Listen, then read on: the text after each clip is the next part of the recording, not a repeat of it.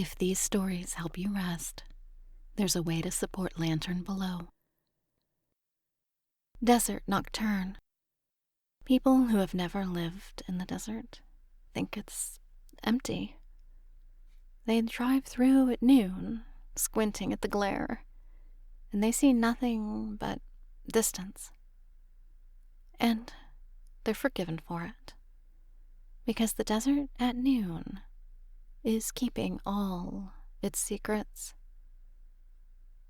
The desert tells the truth at night, so that's when I'll take you there. It's an hour past sunset in late spring, somewhere in the Sonoran lowlands.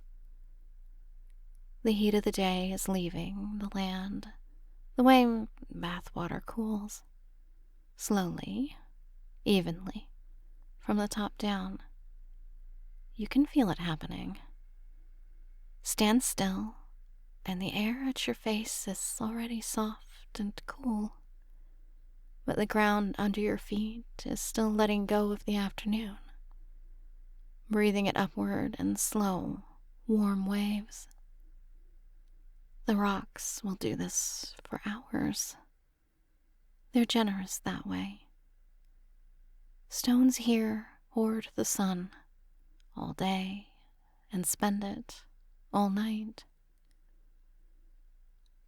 The sky in the west is down to its last colors, a band of deep rose, then amber, then a green you only ever see in deserts, a green with no name, and above that, the blue going down into ink.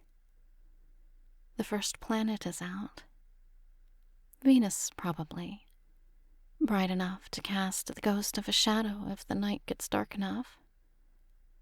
And out here, it will. Listen. The day shift has gone quiet. The cactus wrens have made their last scratchy announcements and tucked into the cholla. And the night shift is clocking in. Crickets first, tuning up in the brittle brush. Then, far off, the elf owls begin. Tiny owls, smaller than your fist, calling from their holes in the saguaros in little laughing runs. A nighthawk passes overhead with a sound like a soft zipper. Somewhere, miles away, a coyote asks a question, and 3 more answer it. And then the whole conversation dissolves into yips, and it is over. And the silence afterward is twice as deep as before. That's the desert's trick. It isn't silent. It's quiet, which is different. Quiet has texture. Quiet is 1,000 small sounds with room around each one. The saguaros stand in the last light like a scattered crowd, each one holding its arms however it has held them for 100 years. Some of them were already old when the oldest person you've ever loved was born. They've been standing in this exact spot through 20,000 nights like this one, doing exactly what they're doing now, which is nothing, which is everything. Holding water, holding still, being patient on a scale we can barely imagine. In May and June, the tops of those arms crown themselves with white flowers that open only at night, big, waxy blooms that unfurl in the dark for the bats, of all creatures.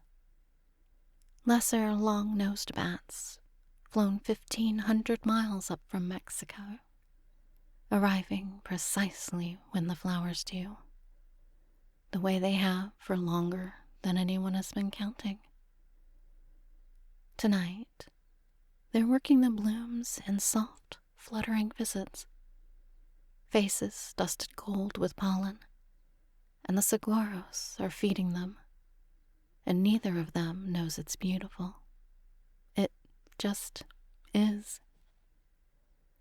The moon isn't up yet, so the stars get their hour.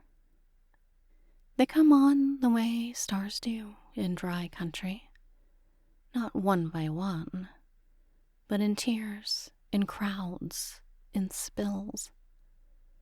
The familiar bright ones first, and then behind them in the dim thousands, and then behind those the Milky Way itself, rising out of the southern horizon like smoke from a far-off fire, arching all the way over. In the desert, you don't look at the Milky Way.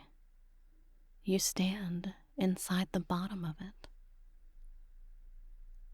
The temperature keeps falling, gently. By midnight, you'd want a jacket. By 4 in the morning, the cold will be real, dry, and clean. The kind that makes the dawn feel earned. The desert lives in these swings. 50 degrees between the heat of the afternoon and the chill before sunrise. Every single day. The whole world here breathes in and out. A kangaroo rat crosses the wash in front of you in 3 soft bounds and is gone. It will never drink water in its entire life. It makes its own, inside itself, from dry seeds. Think about that. The desert is full of these quiet miracles, creatures that solved impossible problems millions of years ago and have been living calmly inside the solutions ever since. And the smell. If you've been here on a night when rain is coming, you already know. And if you haven't, I can only do my best. Creosote, the desert's whole perfume, lives in that one shrub. The leaves release it when the humidity rises, so the scent of creosote is the scent of rain in the desert. The promise arrives before the water does. People who grew up here can be moved nearly to tears by it in a single breath. It smells like relief. It smells like the word soon. Stay out long enough, and the moon finally comes. Late, lopsided, hauling itself over the eastern ranges and laying a pale wash over everything. The saguaros get their shadows back. The wash turns to a ribbon of bone-colored sand. An owl crosses the moon's face once, without a sound. And you understand, standing there, what the desert has been saying all along. Not emptiness, spareness. Everything unnecessary burned away, and what remains is exactly enough. Stone, star, saguaro, the patient cold, the patient heat, the small lives threading between them. You can carry that to bed with you tonight.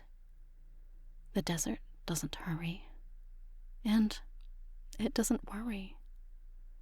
And it's been getting by on exactly enough for a very long time. So can you. Rest now. The stars are out over the saguaros, same as always. and the night shift has everything handled.